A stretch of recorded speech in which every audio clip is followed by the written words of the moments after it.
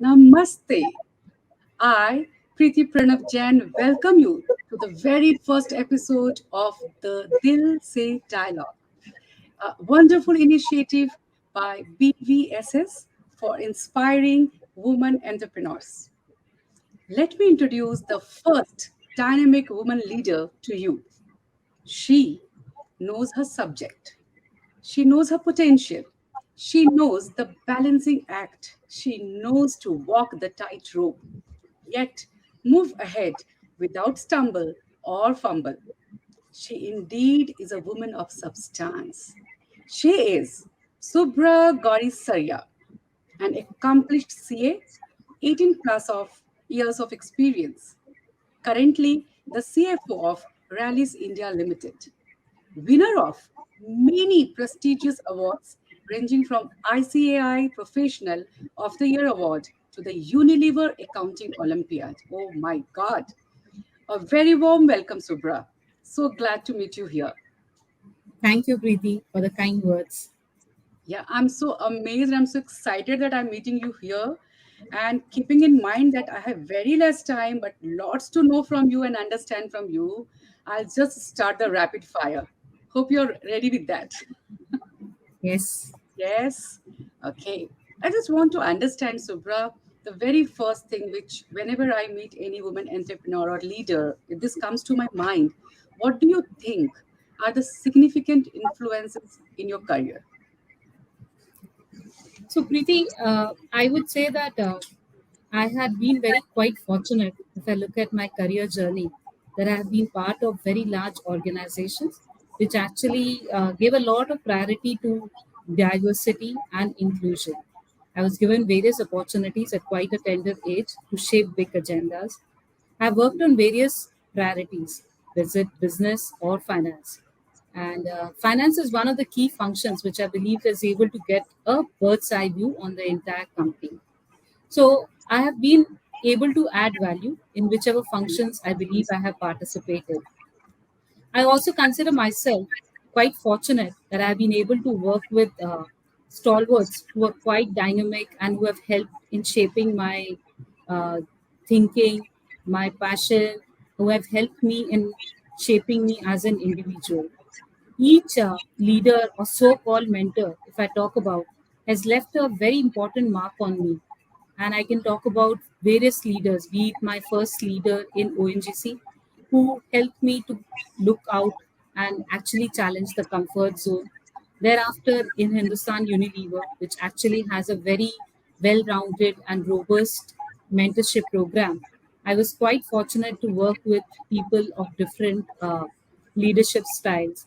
And now, I very recently I've joined Rallis India Limited as a CFO, and I'm very happy to be working under the guidance of a very strong, powerful, and empathetic board and management. So, various leaders, various leadership styles is what has helped in getting me to this level now. Wow, wow. I completely resonate with you. We all need such mentors and superiors who push us out of our comfort zones and provide us challenging opportunities, right? A must for our growth. And I think that mentors who give their unbiased advice are the true leaders, right? I'm so glad. At the same time, I have read somewhere that you belong to a traditional Rajasthani family, and so am I. And this made me really curious to know who inspired you towards your goal. Who is your role model? Because I know how does our families, Rajasthani traditional families, are. So I really want to understand who inspired you So, towards your. so Preeti, it may sound cliche to you, but actually, there's not been a great role model for us. And as you said, I come from a middle class traditional Rajasthani family. where more often than not, girls are groomed for marriage. And in fact, I'm the first woman in my family who stepped out and who's creating, definitely doing something outside my comfort zone. So, right from childhood, if I may talk about, it was very clear that I wanted to carve out a niche for myself, but the journey and the road was something that not very clear. But I'm very fortunate that my parents were able to challenge the holy cows and encourage us to get out of our comfort thinking. And right after joining clearing CA, actually was fortunate to be part of CA campus through which I got placed in ONGC, and I've got posting in my hometown, and I was working quite comfortably from my parents' place, and which is in Kolkata. Thereafter, this opportunity came in Mumbai, and you can understand a girl who has never stepped out from her parents' place. It was quite a difficult decision, and in fact, my superiors in ONGC, both my manager and my senior manager, encouraged me to get out of my so-called shell and experience the world. Uh, and I'm quite fortunate that I actually took the advice. I think they saw a spark on me, and they pushed me to come out of the comfort zone. And I must say, in hindsight, the decision was not easy. It was a new city, new company, new culture, and I had, for the first time, stepped out of the home. However, if I look back and think about it, this helped me build a lot of resilience, which I think is very important both in personal and professional life. So I'm indebted to those mentors who actually asked me to question and to move out from my comfort zone. Yeah, I completely understand because it's a total different culture, Kolkata and Mumbai. And especially you are talking about long back. So this reminded me, your journey reminded me of my mom, as you became the first woman in your family to step out from the household boundaries and created an identity for yourself. My mom became the first businesswoman in the town back in 1984, and my father became the support for her. So how difficult it is, I understand. I myself am a girl of a small town, and I completely understand that what it takes to come out of the comfort of your home and come to the bigger city, goes to your resilience and hard work. I'm getting goosebumps. So Thank you. moving ahead, so you have already come a long way where you are now. How do you balance between career, personal life, and your passion? Because it must be very hectic the kind of position you are right now in leadership position. Or do you think that is there any such thing called balance? Actually, if you ask me, I do not see work and life as two different compartments. To me, Mhm. rather than work life balance, we should be talking about work life integration. How do you make the two coexist, which help you deliver a symphony which produces very beautiful results? Quite often than not, we tend to think that work and life are two compartments where you need to step in and step out. And I have personally, across my stints, across my jobs, loved my job. And by virtue of my passion and commitment, I have not considered work to be something different from my life. Don't consider my job to be a core for myself. It's something which is very integral.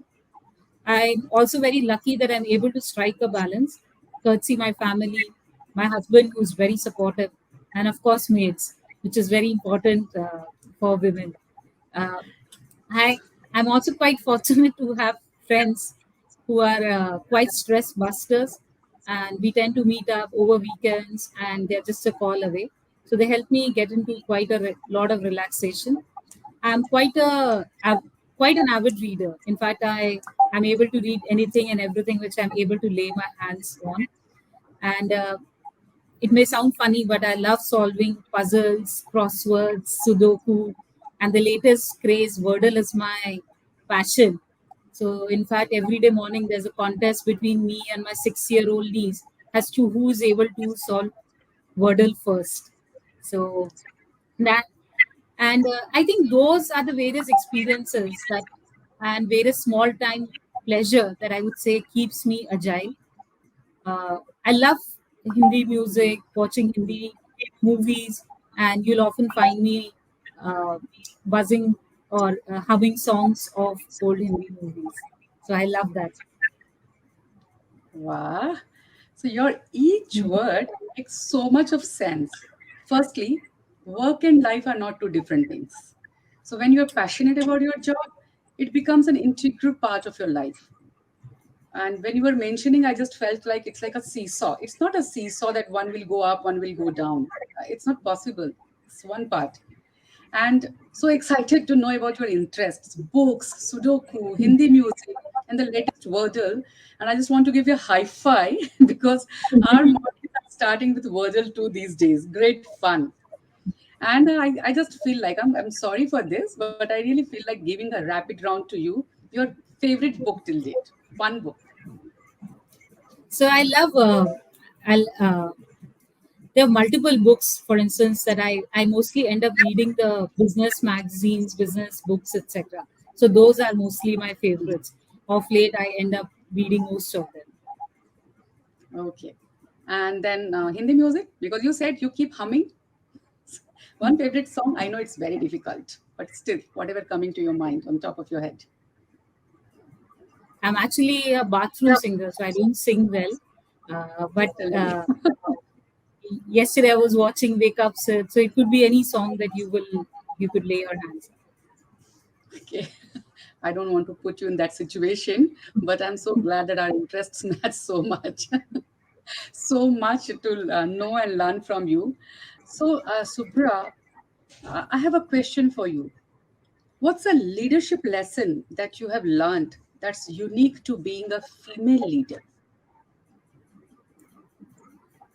on. I think one of my early bosses said, "It's okay to be passionate and impulsive for a few things, and it's also absolutely okay to be detached and calculative from few other things."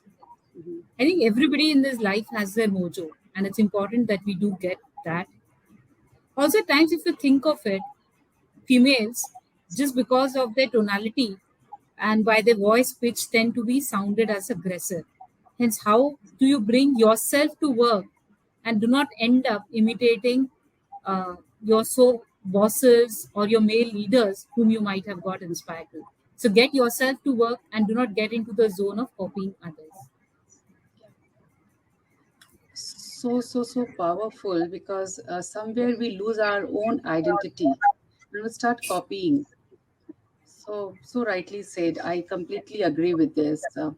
Yes. Um, and this makes me curious to know that what's the best work-related advice you have ever received till now? It's quite funny, but uh, it's like starting actually high doesn't mean that you will finish high. Law of average actually catches up. And same thing applies if you start low. And in fact, quite early in my journey, there was one moment when you were looking at a promotion and it did not come through. And one of my bosses told me that life is like a road and everybody will get the traffic signal. Somebody will get it early, somebody will get it late. And hence, I would urge all the youngsters who are watching this show, do not get too much demotivated by one failure or one setback because ultimately life is a journey. Agree. I always keep seeing when these youngsters try to overpass, take a shortcut, cut the others, and try to reach. But red light will definitely come.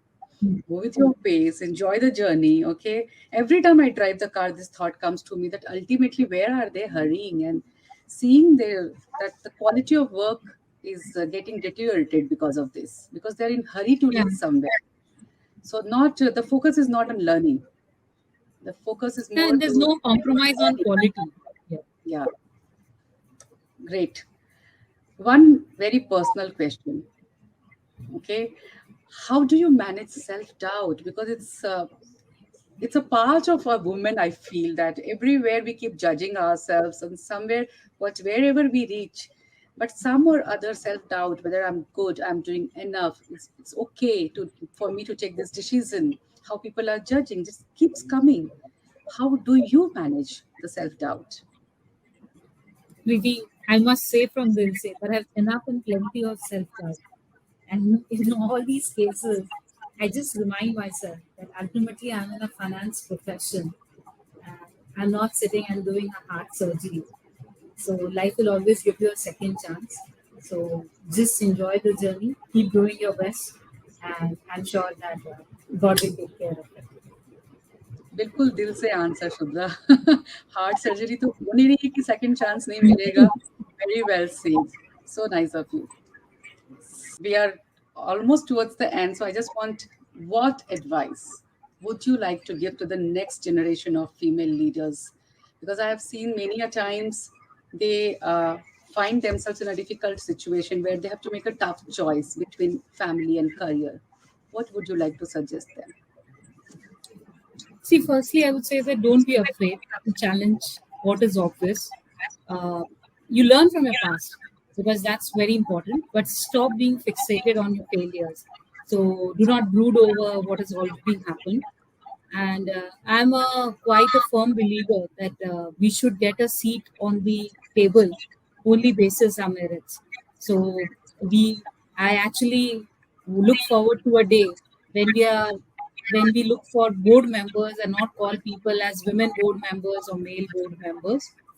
uh, Success is obviously not built overnight. It's when every day you're able to deliver something better than the previous day, and of course have a lot of fun on the way, because some things which will sound very serious, very important for you, as are the ones that will make you smile the most when you look upon them 10 years later or 5 years later.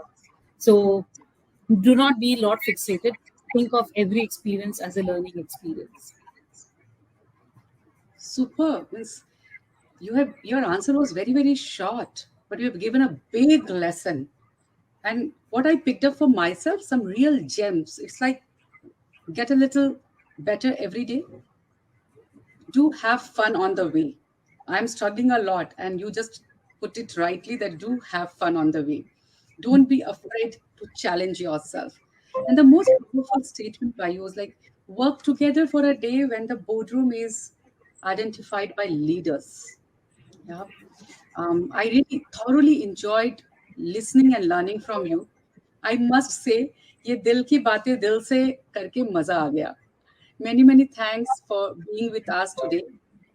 And with this, watch out this space for the next episode of Dil Se Dialogue. Till then, celebrate the abundance of everything in your life. Bye bye. Bye.